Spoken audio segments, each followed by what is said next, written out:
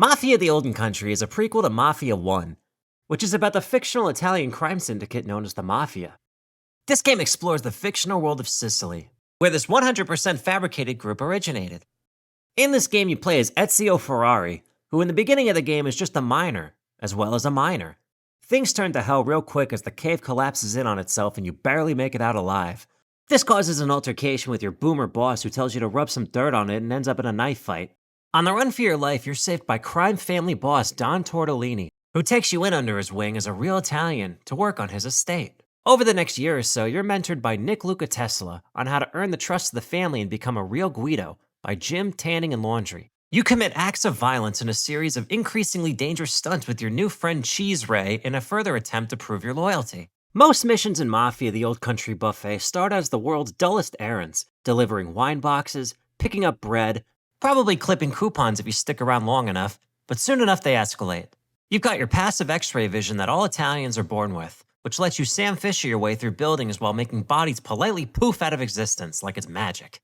Eventually, though, the stealth gets boring, so you say screw it and go weapons hot. Then you start mowing down dudes in very sloppy cover-based shooting encounters. You can equip these little charms as perks. They're like pasta-themed Pokemon cards, but you can only upgrade them at Pedro Pascal's one shop that opens maybe once a year on a Tuesday around 3:62 a.m., usually after the game's done holding you hostage in its wine cellar of exposition.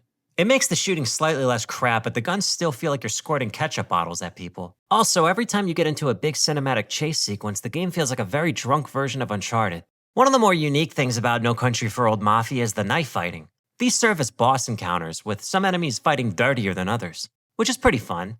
They're cool until the game hijacks control before the fight's halfway over to play another cutscene. Still, there's enough movement and satisfaction to these duels that I honestly wouldn't mind if they were their own minigame. Like, throw it in the bonus content with ramping difficulty and I'd probably sink some time into it. The game stayed true to its source material of other fictions when it came to initiating Ezio into the old Mafia. It plays out exactly how I imagined the very fake, not real at all thing would. Ezio shows his greatest courage by sneaking around with the boss's daughter within minutes of arriving. Most of the tension in this game comes from these two doing a very poor job trying to hide their romance from everyone else on the estate.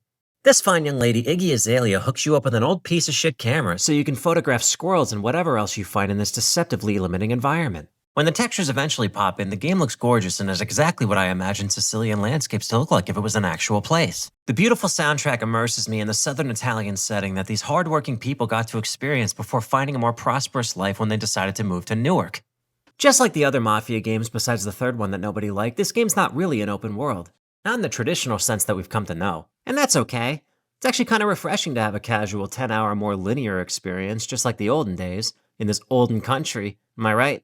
Aside from those charm upgrades, the old Mafia contains a lot of tacky collectibles that I suppose are supposed to incentivize you to explore more of the empty world. But for me, it didn't. There's like 50 fox statues scattered around, and by the end of it, I only found like 7 of them. I'm not really sure what the symbolism is supposed to be here. Maybe the developers just really like Crash Bandicoot. The game really likes to keep things galloping along, even giving you the option to essentially skip most of the drives across the map, where you may get fun character dialogue that reveals more about them or just enjoying and taking in the game's world. I don't like how the game only being $50 is considered in my best interest nowadays, but you know, inflation. What are you gonna do? This game's probably gonna go on sale for like $20 within the next 6 to 12 months and might even be a free download by next year on PlayStation Plus anyway. I get the feeling they were trying to pull some damage control with a racing mission in this game. Trying to save some face after that god-awful racing mission in the first game. And here, yeah, it's better. But so is a paper cut when compared to a bowling ball to the shins. In terms of story, I thought the game was chock full of every mobster cliche you can imagine. If you've watched a handful of Scorsese films, you can probably predict exactly what's going to happen beat for beat. At least that's how I took it. And I'm not saying that's inherently a bad thing. You don't have to shock me. And nothing in this game truly ever did. But that brings me to my final point. Spoilers, spoilers, here they come, spoilers, spoilers. Click off the video if you don't want to be spoiled. Here it comes, spoilers, 3, 2, 1. I don't know how I feel about the third act of this game. Once the Don figures out you've been fooling around with his daughter and actually got her knocked up, right before he's about to execute you for betraying the family, you're literally saved by, I'm not joking, a freaking volcanic explosion. You get into a fight with the boss with onrushing lava during the final mission, and you watch as the whole family estate burns to ash as well as everything you believed you stood for. It's very symbolic. Now, on one hand, I guess the timing of this is next level stupid, but it's also a pretty awesome set piece. But it's something I would have probably rather seen in Uncharted 4 during that early Madagascar segment. Also, did Ezio really have to arbitrarily get killed off at the end? It felt a little cheap. It felt like they were pressured into making the whole crime doesn't pay, all mafia stories have to end tragically thing. Therefore, Ezio and Lizzie McGuire could never escape off the Boardwalk Empire together. It would have surprised me more to see a happy ending, considering every one of these mobster tales always seems to end in tragedy. Also, the fact that I knew within 20 seconds of meeting Chest X-Ray that he'd eventually stick a stiletto in your back. So, is this cannoli worth the carbs?